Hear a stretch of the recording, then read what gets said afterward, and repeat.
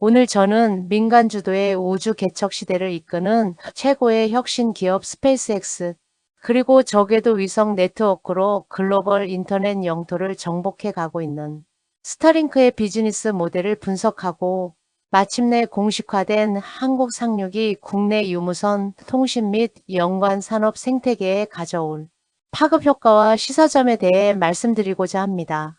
기술 혁신이 어떻게 단순한 상상을 넘어 거대한 상업적 실체가 되고 있으며 한국의 비즈니스 리더들은 이에 어떻게 대응해야 할지 지금부터 본격적으로 살펴보겠습니다. 먼저 새로운 역사를 쓰고 있는 스페이스X의 정체성에 대해 짚고 넘어가겠습니다. 2002년 일론 머스크가 설립한 스페이스X는 과거 NASA 등 국가정보기관 주도에 경직되어 있던 이른바 올드 스페이스 시대를 끝내고 철저히 효율성과 고속시장 성장을 중심으로 하는 뉴 스페이스 시대의 개막을 알렸습니다. 인류의 화성 이주라는 원대하고 막연해 보이던 비전을 고도로 정밀한 비즈니스 프레임워크로 실현해낸 것입니다. 내용을 보시면 이들은 더 이상 단순한 로켓 발사 대행업체에 머물지 않습니다. 글로벌 저궤도 위성망 스타링크 서비스를 기반으로 한 초연결 인터넷 공급망을 완전히 안착시켰으며 더 나아가 차세대 인공지능 대표주자인 XAI 등 테크 자이언트들과 융합하며 우주 궤도 기반 데이터 허브 기업으로 거듭민나는 고도화 단계를 밟아가고 있습니다. 그렇다면 스페이스X를 지탱하는 비즈니스의 세 축은 구체적으로 무엇일까요?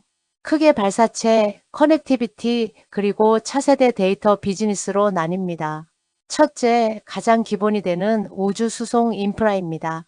세계 최초로 일단 추진체를 성공적으로 회수하고 재사용률을 극한으로 끌어올린 펠컨 9 로켓, 그리고 심우주 탐사선인 스타쉽을 엔진 삼아 독점적 수송 공급 역량을 확보하고 있습니다.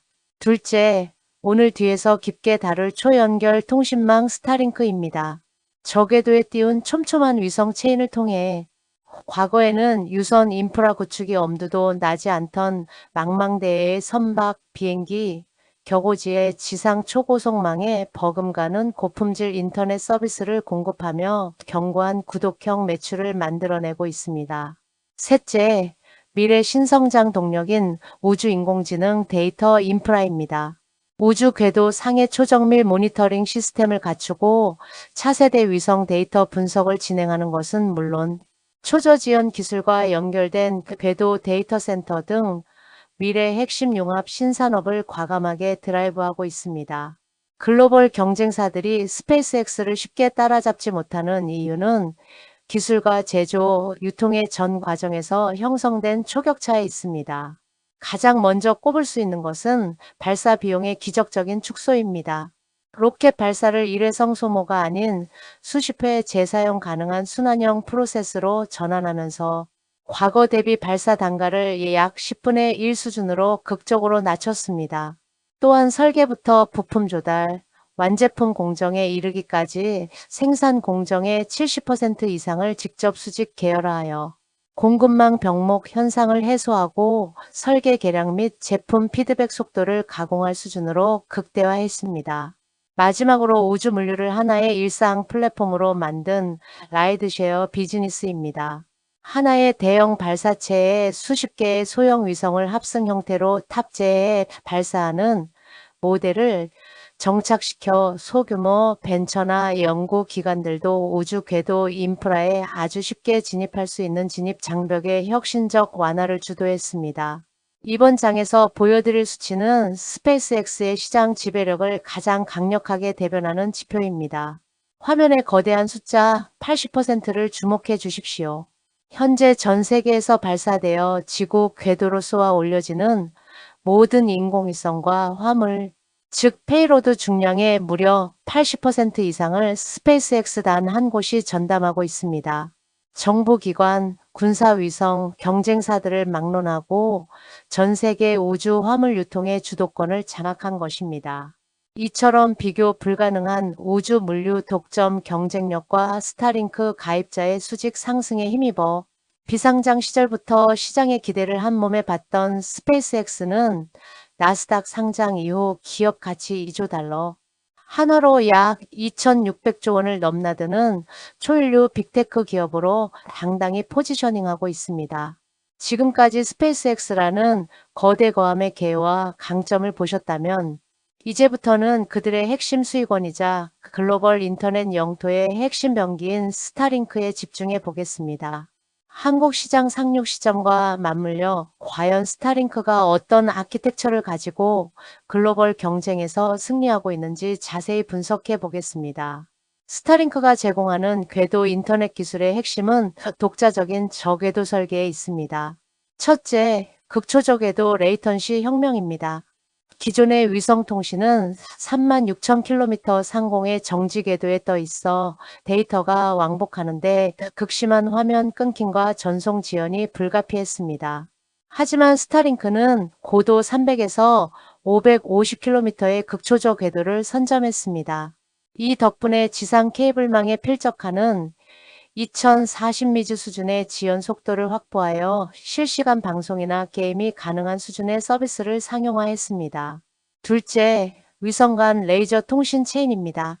지상의 대규모 송수신 기지국을 매번 건설하지 않더라도 우주 공간 안에서 위성들끼리 레이저 광선으로 직접 데이터를 라우팅하며 전 지구적인 초고속 메시 네트워크를 구축합니다.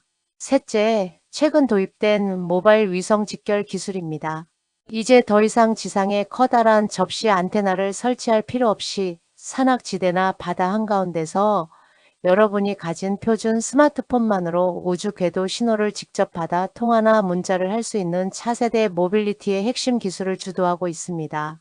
그렇다면 이미 오지만과 초고속 광랜이 거미줄처럼 보급된 세계 최고 통신 강국인 대한민국 시장에서 스타링크는 과연 어떤 실질적인 지각 변동을 일으키고 있을까요? 크게 세 가지 시장의 파급 효과를 주목해야 합니다. 첫째, 해상 및 항공 모빌리티 시장의 완전 장악입니다. 과거 정지궤도 위성의 느린 전송 속도에 연간 수천만 원을 지출하던 현대 국적 선사들과 원양 선박들, 그리고 전 세계 노선을 타는 항공사 기내 인터넷 환경이 스타링크 중심으로 급격하게 대전환 중입니다.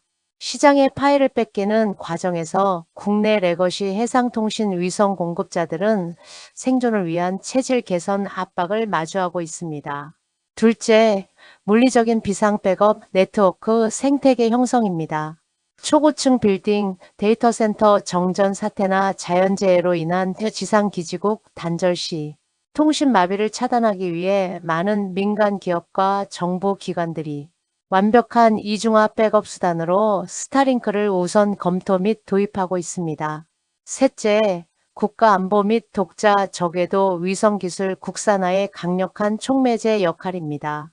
국가 핵심 기관 산업인 통신망을 글로벌 빅테크 기업에 전적으로 의존하는 것에 대한 우려가 확산하면서 우리 정부와 국내 이동통신 3사가 협력하여 한국형 독자 저궤도 군집위성 연구개발 및 투자를 서두르게 만드는 아주 긍정적인 매기 효과를 낳고 있습니다.